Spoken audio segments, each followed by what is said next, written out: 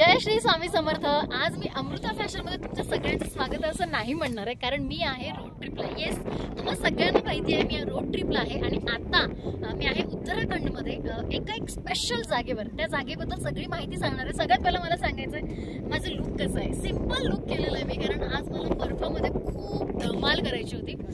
मी आहे जोशीमठ मध्ये, जिथे जोशीमठच्या जवळच एक ऑली नावाचं एक सुंदर ठिकाण आहे, नयनरम्य आहे। आय थिंक बऱ्यापैकी लोकांना माहितीही नसेल हे ठिकाण, पण मला असं वाटतं की तुम्ही डेफिनेटली एकदा तरी लाईफमध्ये तिकडे जावं, कारण खूप सारे नजारे आहेत आणि खूप साऱ्या गोष्टी आहेत त्या तुम्हाला आता मी सांगणार आहे। म्हणून आय थिंक हा व्हिडिओ मी सुरू केला।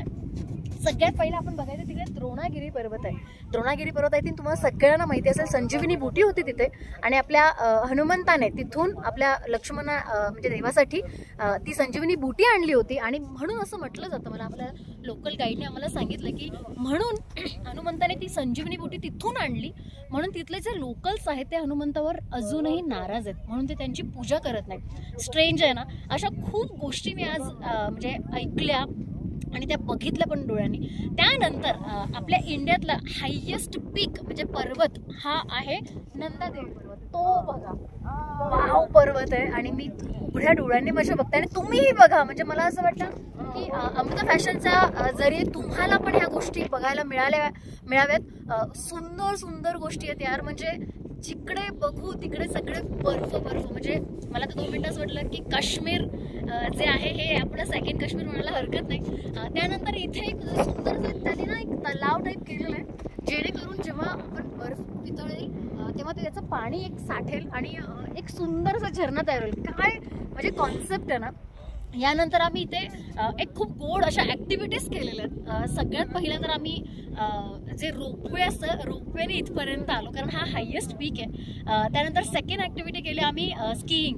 येस, स्कीइंग इतकी धमाल येते ना, म्हणजे आम्ही बरेच वेळा पडलो, परत उठलो, परत वरती गेलो, परत स्कीइंग केलं। आणि इथे म्हणतात या आय थिंक याच महिन्यामध्ये इंटरनॅशनल कॉम्पिटिशन आहे स्कीइंगचं।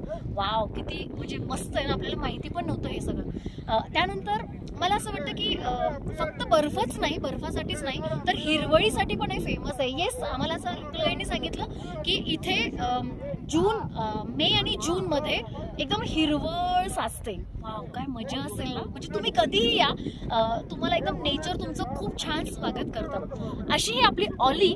बाकीचे मी बरेच व्हिडिओज काढलेत, बरेच फोटोज काढते, ते मी टाकणारच आहे इन्स्टावर, पण आज हा व्हिडिओ मी अपलोड करणार आहे। आय थिंक तुम्हाला तो नक्की आवडेल आणि जर आवडला असेल तर कमेंट करायला खाली विसरू नका। मी कशी दिसते, माझं लुक कसं आहे, तुम्हाला आपला ऑली कसं आवडला, आपल्या इंडियातलं ऑली आहे यार। येस, मज्जा येणार आहे। या पुढचे पण अपडेट मी डेफिनेटली देईन। तोपर्यंत जय श्री स्वामी समर्थ।